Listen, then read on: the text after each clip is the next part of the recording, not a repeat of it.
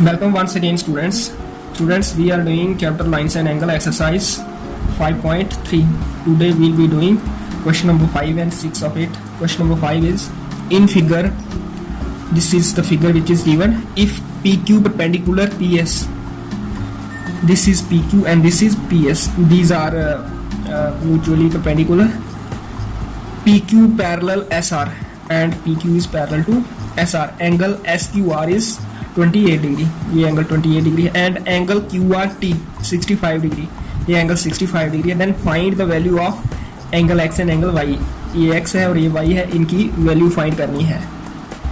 तो कैसे फाइंड करनी है? ये एंगल है हमारा 65, तो ये इस ट्राइंगल में QSR ट्राइंगल में एक्सटीरियर एंगल है, इसलिए ये इक्वल होगा sum of interior opposite angles, that is ये 28 डिग्री और ये वाला एंगल ऐड होकर इसके इक्वल.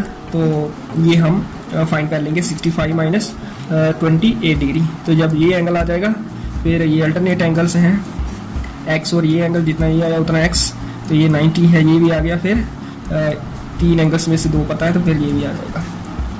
सॉल्यूशन, सबसे पहले हम ये यूज़ करेंगे angle QRT equal to angle RQS plus angle QSR. इस RQS को हम SQR भी बोल सकते हैं. SQR यहाँ गिवन है. इसका रीजन लिखेंगे because exterior angle of a triangle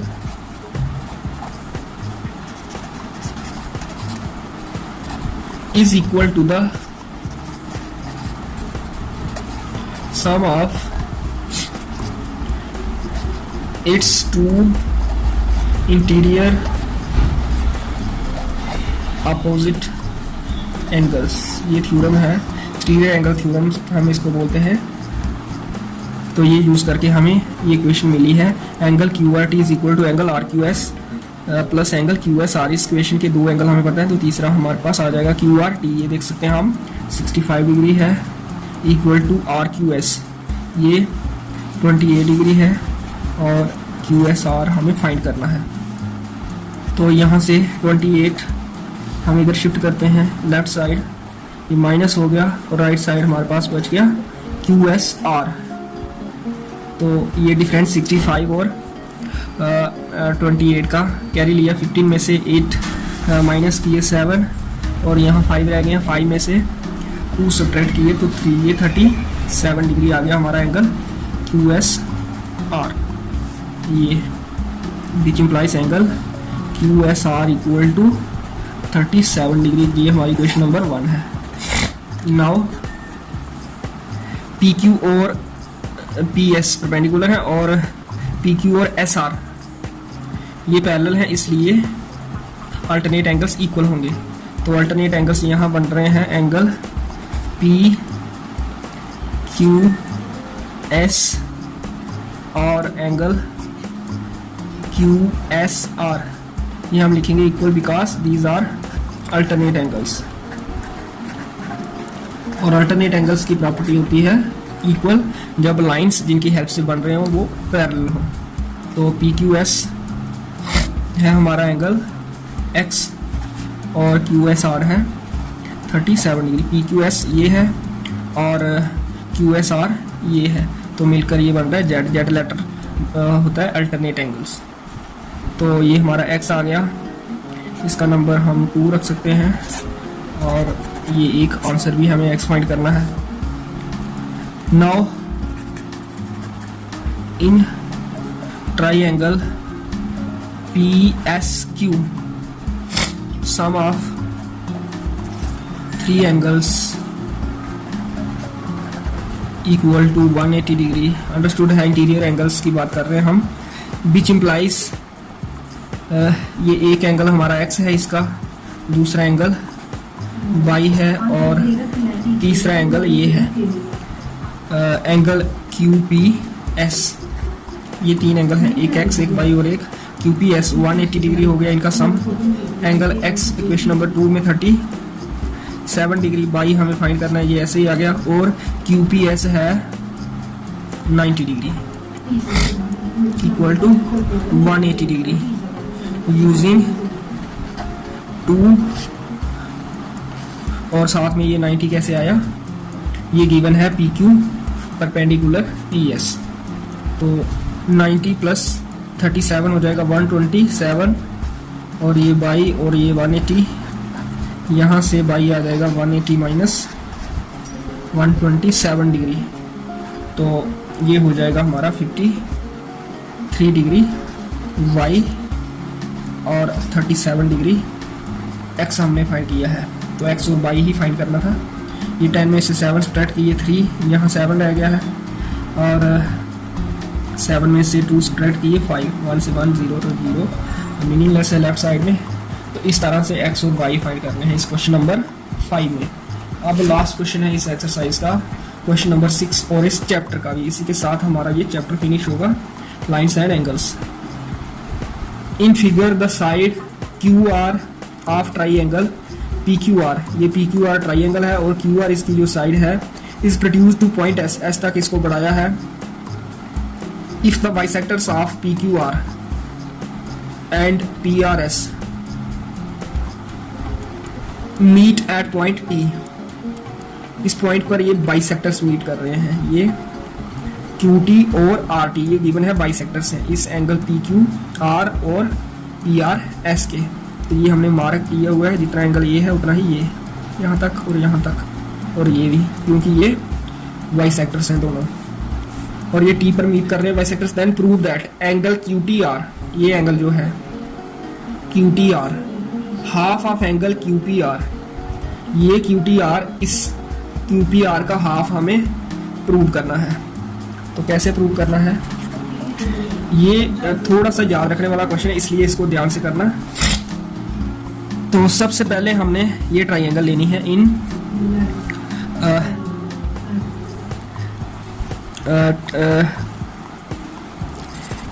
ये angle P R S equal to angle Q P R plus angle P Q R. ये जो एंगल है पी आर एस, ये एक्सटीरियर एंगल है इस ट्राइंगल में, इसलिए ये होगा sum of interior opposite angles के इक्वल। तो ये है इंटीरियर अपोजिट एंगल्स, इनका सम इस एक्सटीरियर एंगल के इक्वल। तो because using exterior angle theorem, ऐसे भी आप लिख सकते हो, एक्सटीरियर एंगल थ्योरम बोलती है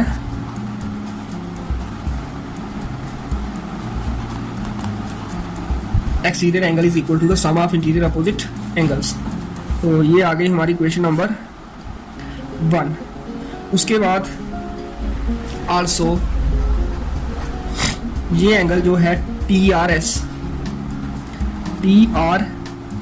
इज इक्वल टू, जहाँ भी एक्सटीरियर एंगल थ्योरम यूज करनी है, टी आर एस इस ट्राइंगल में टी क्यू आर में एक्सटीरियर एंगल है, टी क्यू आर के साथ ये T R S exterior angle है, इसलिए टी आर एस बराबर होगा angle Q T R plus angle T Q R. तो जहां भी हमने यूज किया एक्सटीरियर एंगल थ्योरम को, 2 बार एक्सटीरियर एंगल थ्योरम यूज करनी है इस क्वेश्चन में। तो एक्सटीरियर एंगल थ्योरम यूज करनी है 2 बार। उसके बाद ये जो गिवन है कि क्यू टी और आर टी बाइसेक्टर्स हैं, इसका यूज करना है। क्यू टी बाइसेक्टर है पी क्यू आर का, तो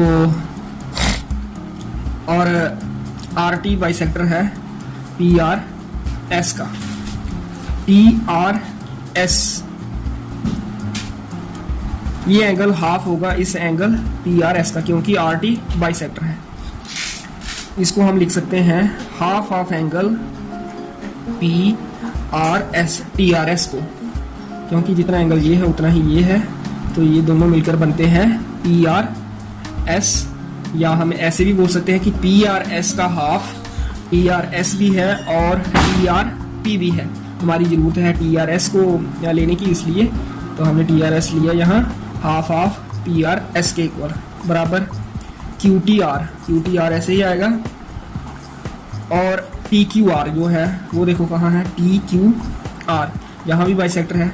तो टी क्यू आर को हम लिख सकते हैं half of angle P Q R.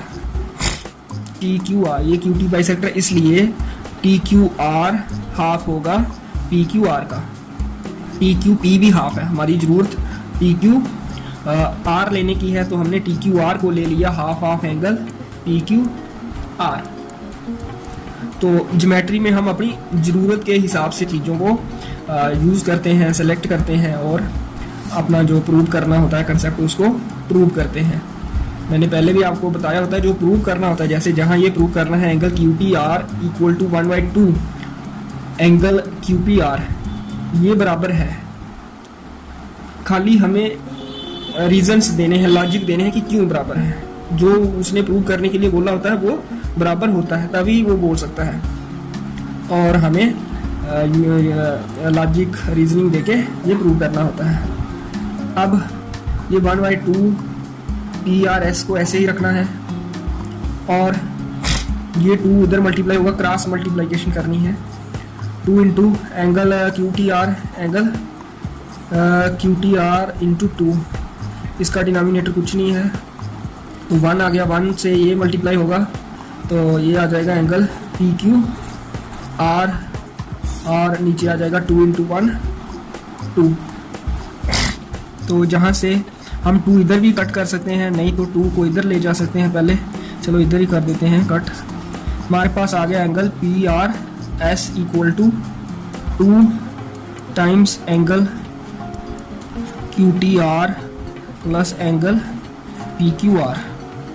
अब क्वेश्चन नंबर 1 से हम ये ले लेंगे P R S, which implies P R S हमारा है angle Q P R plus P Q R. हमने यूज़ कर लिया क्वेश्चन नंबर 1 को, पी आर एस की जगह हमने ये लिख लिया। ये हमें याद रखना है कि हमें यूज़ करना है जब हम क्वेश्चन की स्टेज में पहुंचेंगे। क्वेश्चन नंबर 1 को equal to 2 times angle Q T R. तो ज्योमेट्री में जैसे बाकी सब्जेक्ट्स में आपको याद रखना पड़ता है चीज़ों को, वैसे ही कभी कभी तो सिंपल कंसेप्ट होते हैं, बगैर याद रखे भी हमें खाली एक बार करने से याद रह जाता है। लेकिन कुछ क्वेश्चंस थोड़े कम्प्लेक्स होते हैं तो वहाँ पूरा ट्रैक याद रखना होता है कि कहाँ से हमने शुरू करना है, फिर किस क्वेश्चन को हमने क्वेश्चन नंबर देना है और फिर कहाँ उस क्वेश्चन का यूज़ करना है। तो ये ज्योमेट्री में समझ के साथ साथ आपको याद भी करना होता है चीज़ों को, फिर आप ज्योमेट्री कर पाते हो। और जो ज्योमेट्री कर पाता है तो वो फिर कोई भी सब्जेक्ट कर पाता है, क्योंकि ज्योमेट्री में मैथमेटिक्स और आपकी जो याद रखने की कैपेसिटी होती है दोनों यूज़ होती है। और ज्योमेट्री करने के लिए आपकी मैथमेटिकल अंडरस्टैंडिंग और रीजनिंग, लॉजिक, ये सारी चीज़ें चाहिए होती हैं। और अगर आप ये समझ पा रहे हो आसानी से तो इट मीन्स आप जब 10th के बाद किसी भी स्ट्रीम में आप स्टडी कर सकते हो, आपका बेस बन चुका है अच्छी तरह से। फिर आपको खाली कंसंट्रेशन के साथ स्टडी करनी है, अपनी स्टडी को टाइम देना है, तो आप किसी भी फील्ड में एक्सेल कर सकते हो अगर आप ज्योमेट्री ये बड़ी आसानी से कर पा रहे हो। तो जहाँ से ये लिख लिया मैंने, फिर एंगल पी क्यू आर ये उधर ले जाकर हम इसको माइनस पी क्यू आर लिखते, फिर angle P Q are minus P Q are 0 होता है, जहाँ भी काट सकते हैं। तो जो हमें प्रूव करना है वो आप देख सकते हो हमारे पास आ गया है, एंगल क्यू पी आर और क्यू टी आर। अब इस 2 को हम दूसरी साइड अगर हमें शिफ्ट करना तो ये डिनोमिनेटर में जाता है 1/2 angle Q P R equal to angle Q T R. तो जहाँ पहले लिखा है क्यू टी आर और यहाँ Q P are, hands proved. तो जहाँ प्रूव करने वाला क्वेश्चन होता है ज्योमेट्री में, वहाँ हम गिवन लिखते हैं, टू प्रूव लिखते हैं, फिर प्रूफ। तो फिर क्वेश्चन थोड़ा लंबा बन जाता है। तो ये ज्योमेट्री आपकी स्टार्ट ही हो रही है, 9th में ये स्टार्ट होती है। तो इस चैप्टर में मैं गिवन टू प्रूव के बगैर ही मैंने लगभग ये किए हैं सारे क्वेश्चन। तो मेन जो समझने वाला होता है ये प्रूफ ही समझने वाला होता है जो हम कर रहे हैं। टू प्रूव तो खाली ये लिखना होता है और गिवन यहाँ से देख के क्या गिवन है, जैसे ये बाइसेक्टर गिवन है क्वेश्चन से देख कर ही। तो जब नेक्स्ट चैप्टर हम ज्योमेट्री का करेंगे तो वहाँ गिवन टू प्रूव भी लिखेंगे। तो आज के लिए इतना ही और ये चैप्टर हमारा फिनिश हुआ। नेक्स्ट